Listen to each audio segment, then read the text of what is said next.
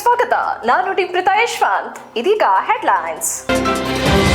ಬೆಂಗಳೂರಿಗೂ ಬಂತು ಜಾರ್ಮನಿಯ flex bus. ರಾಜಧಾನಿಯಿಂದ 33 ನಗರಗಳಿಗೆ bus ಸಂಚಾರ. ಕರ್ತವ್ಯದ ವೇಳೆ ಅರಣ್ಯ ಸಿಬ್ಬಂದಿಗಳು ಕಾಡು ಪ್ರಾಣಿಗಳ ದಾಳಿಗೆ ಬಲಿಯಾದ್ರೆ 15 ಲಕ್ಷ ರೂಪಾಯಿ ಪರಿಹಾರ. ಸಿಎಂ ಸಿದ್ದರಾಮಯ್ಯ ಘೋಷಣೆ.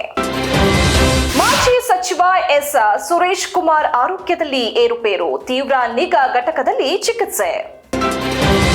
ಚಾಮುಂಡಿ ಬೆಟ್ಟದಲ್ಲಿ ಧೂಮಪಾನ, ಮದ್ಯಪಾನ, ಗುಟ್ಕಾ, ಮೊಬೈಲ್ ನಿಷೇಧ, ಸಿಎಂ ಸಿದ್ದರಾಮಯ್ಯ ಘೋಷಣೆ.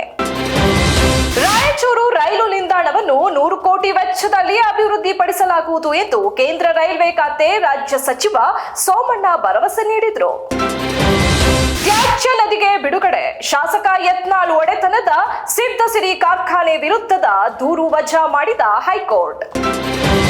ಕೋಲ್ಕತ್ತಾ ಅತ್ಯಾಚಾರಿಗಳಿಗೆ ಗಲ್ಲು ಶಿಕ್ಷೆ ವಿಧಿಸುವ ಮಸೂದೆ ಮಂಡಿಸಲಿದೆ ಮಮತಾ ಬ್ಯಾನರ್ಜಿ ಸರ್ಕಾರ. ಬ್ರುನೈಗೆ ಭಾರತದ ಮೊದಲ ಪ್ರಧಾನಿ ಭೇಟಿ, ಮೋದಿಗೆ ಕ್ರೌನ್ ಪ್ರಿನ್ಸ್ ರಿಂದ ಅದ್ದೂರಿ ಸ್ವಾಗತ. ಪ್ಯಾರಾಲಿಂಪಿಕ್ಸ್ 2024 ಭಾರತಕ್ಕೆ ಮತ್ತೊಂದು ಪದಕ. 400 ಮೀಟರ್ ಓಟದಲ್ಲಿ ದೀಪ್ತಿ ಜೀವಾಂಜಿಗೆ ಕಂಚು.